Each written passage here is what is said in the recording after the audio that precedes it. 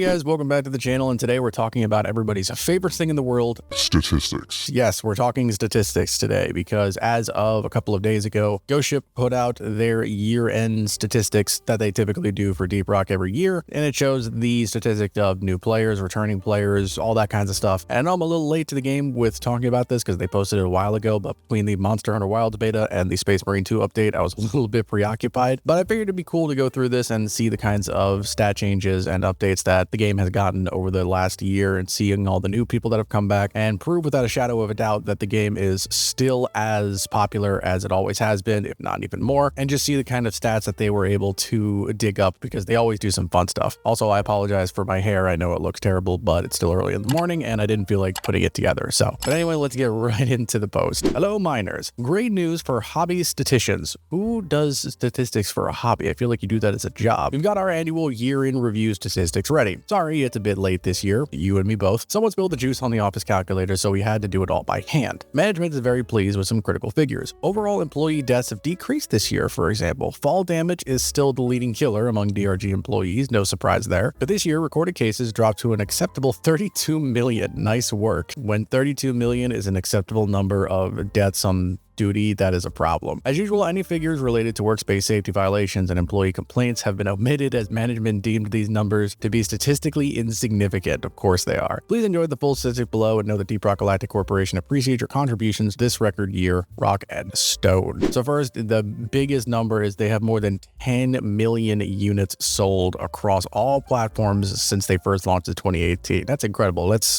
do a round of applause for that. That is insane. That is a lot of units sold for pretty much an indie game that has been around for a while, but it is just absolutely crazy. So more and more people are constantly getting the game, which is wild. For user engagement, we have a couple of stats: 48 hours and 2 minutes on the average time spent per user. I'm not sure if that's like per session or if that's just across the board. I'm not quite sure exactly what they mean by average time spent. That might be like average play time between all the users if you take the people who play very casually and the people who play hundreds of hours. But still, that's a pretty high number. That's higher than I was expecting. Over 1 million players played for more than 100 hours. That's actually kind of insane, especially considering some of the other games that are out there in which people dump hundreds of hours into. You typically don't think about the number of people who play more than how many hours in Deep Rock. It's kind of crazy. Over 1 million players, my goodness. And I thought like I played a lot, but there's a lot of people out there who apparently play a crap ton. Almost 350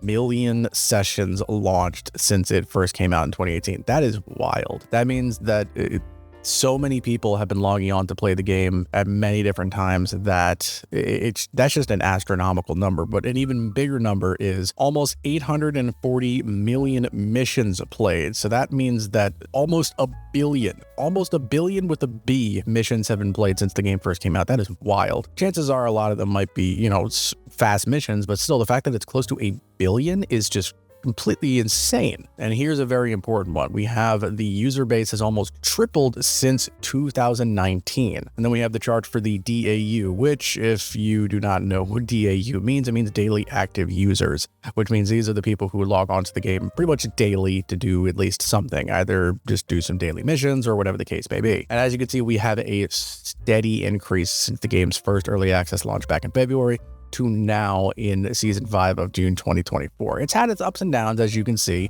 We can see that from the first release of early access, the lowest point that we were in was right before season 1, right before season started to be a thing, which I don't think is too surprising. Before seasons came out, there wasn't really a whole lot of stuff going on. There wasn't really a whole lot of variety. But then as soon as seasons started to come out, every single time a season came out, things were spiking in popularity. Admittedly, except for seasons 2 and season 4. That's a very interesting concept. I guess because season 1 and season 3 were new concepts. They were completely new things because season 1 was the introduction of seasons, and season 3 was the beginning of the Rockpox season before we had any idea what Rockpox was going to do. So I guess that's probably the reason why these ones had such incredible popularity spikes, is we don't see a spike here mainly for season 4. I'm guessing it's this little spike right here shortly after season 3. But then of course season 5 had the most player spike out of any season so far, which I think makes 100% sense. So as this chart shows, all the people who claim that the game is dying clearly do not know what they're talking about, because you can very easily see the steady increase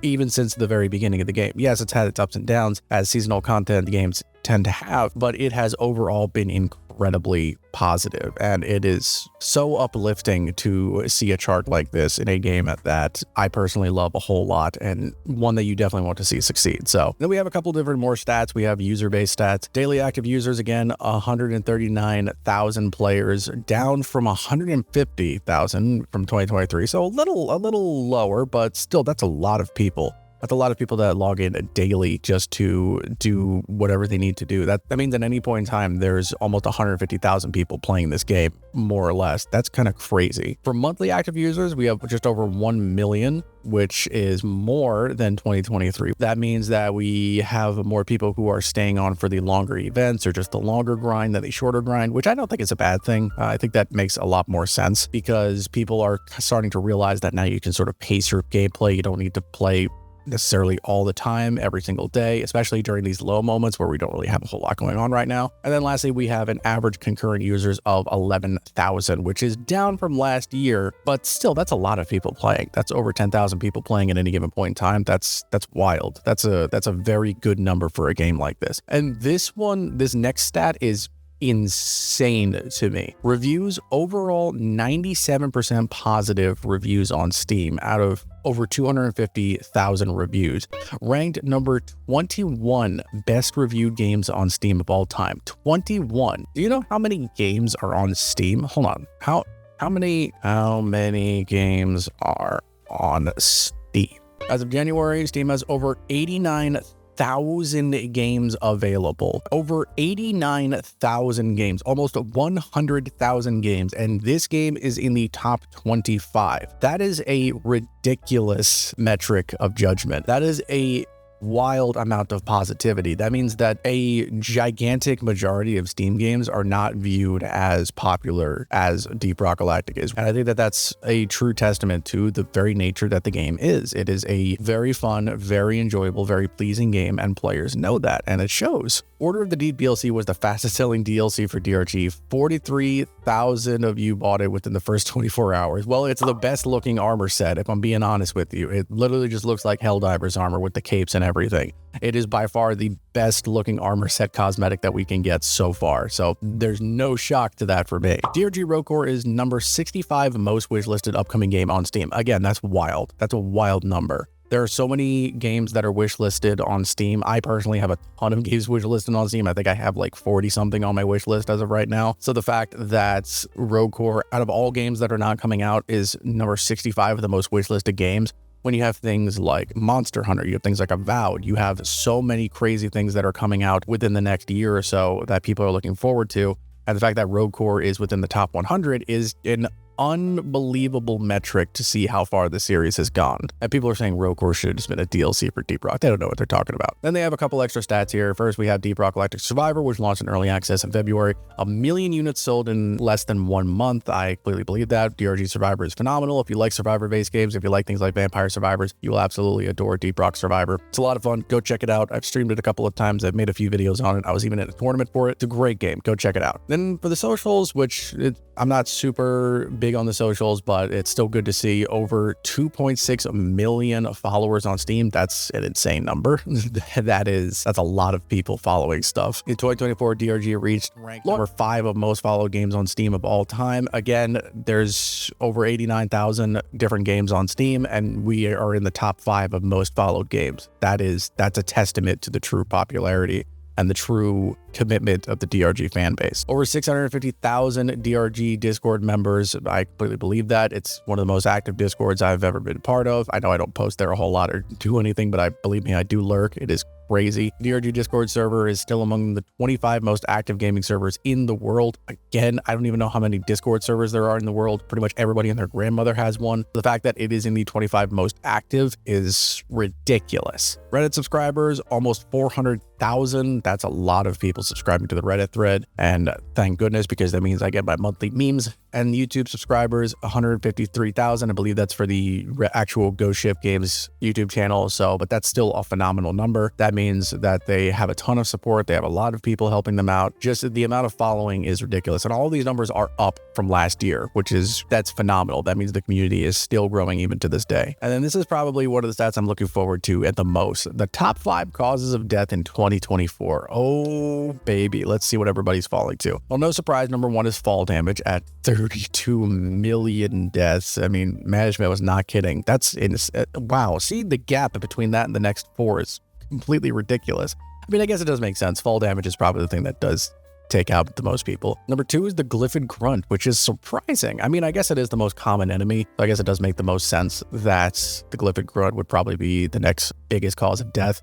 Number 3 is Friendly Fire. That is a very big gap between number 3 and number 4 that makes me a little bit scared for why Friendly Fire is so high. But I guess it kind of makes more sense. Maybe more people are going to start running the friendly perk just so that way this doesn't happen, but I guess it kind of makes sense. Number 4 is the Glyphid Dreadnought. I'm wondering if they're lumping all the Dreadnought variations into one, or if this is specifically the actual Dreadnought and not like the Twins or the Hive Guard. I'm wondering if it's just all Dreadnought variations are lumped into this, or if this is just the actual Glyphid Dreadnought. But either way, that also does make sense. Dreadnought's big, scary, it could take out a lot of people. And then lastly, number 5 is the Glyphid Praetorian. Again, similar to the Glyphid Grunt, kind of makes the most sense. It's one of the more common enemies you fight that's also kind of dangerous. So again, that makes a lot of sense. All of the above deaths caused have decreased year over year. Well done, miners. Yeah, we have been dying less, so we have been getting better. And then a couple more fun stats. First, during 2024, you ordered 46 million rounds of beer, totaling in over 94 million beers. Woo, that is a lot.